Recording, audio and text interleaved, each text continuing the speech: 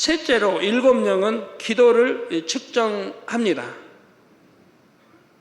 쉬지 않고 기도하는가, 하나님의 뜻에 합당하게 기도하는가 등을 측정하시지요. 기도는 무조건 많은 시간 한다고 해서 다 합격하는 것이 아닙니다. 짧은 시간 기도해도 하나님의 마음에 합한 기도를 해야 하지요.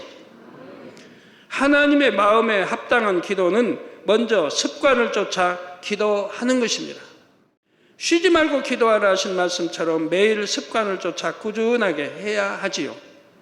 이렇게 항상 기도하는 사람이라야 영적으로 깨어 있을 수 있습니다.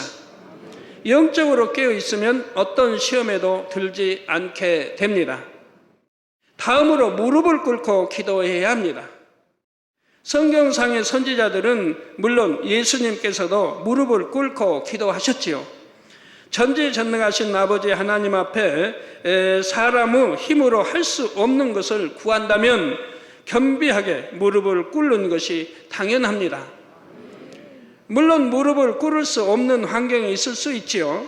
그런 특별한 경우를 제외하고는 무릎을 꿇고 기도하는 것이 성경적인 기도 자세입니다. 다음으로 내 뜻대로 기도하는 것이 아니라 아버지 하나님의 뜻에 따라 기도해야 합니다. 예수님께서도 누가복음 22장 42절 후반절에 내 원대로 마옵시고 아버지의 원대로 되기를 원하나이다 기도하셨지요. 기도는 자기의 마음대로 하는 것이 아니라 하나님의 뜻을 쫓아서 해야 합니다. 아버지 하나님께서는 우리가 구하면 주시겠다고 성경 곳곳에 말씀하셨습니다.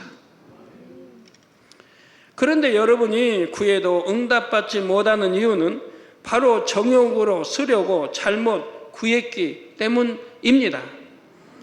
정욕으로 쓰려고 구했는데 응답이 되면 결국 세상을 취하고 죄를 짓게 되지요. 이처럼 결과적으로 죄를 짓게 될 텐데 어찌 하나님께서 사랑하는 자녀들에게 응답해 주시겠습니까? 다음으로 기도는 힘쓰고 애써서 간절히 부르짖어 기도해야 됩니다. 예수님께서는 얼마나 힘쓰고 애써 간절히 기도하셨던지 땀이 땅에 떨어지는 핏방울같이 되셨다 했지요. 우리는 핏방울까지는 아니더라도 땀이 날 정도로 힘써서 기도해야 합니다. 이것이 응답받는 영계의 법칙이기도 하지요. 육적으로도 땀 흘리며 일을 해야 먹을 것을 얻는 것처럼 영적으로 기도의 응답을 받기 위해서는 땀 흘리는 수고가 반드시 있어야 합니다. 다음으로 마음 중심의 기도를 해야 합니다. 마음 중심의 기도를 해야 한다 이 말입니다.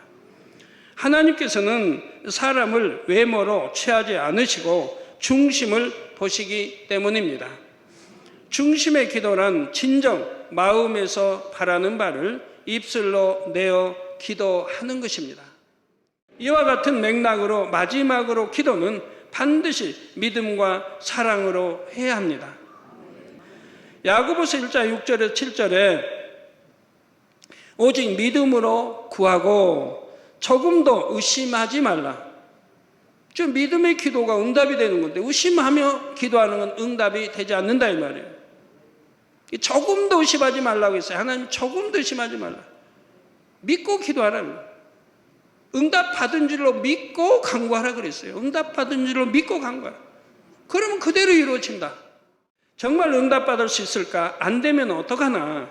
이렇게 의심하면서 하는 기도는 응답 받을 수가 없습니다. 정령 살아계신 하나님께서 응답하심을 믿고 하나님을 사랑하는 마음으로 기도해야 하지요. 또한 교회와 영혼들을 위해 기도할 때도 진정 교회와 영혼들을 사랑함으로 기도할 때 그 기도가 아름다운 향으로 올라갑니다.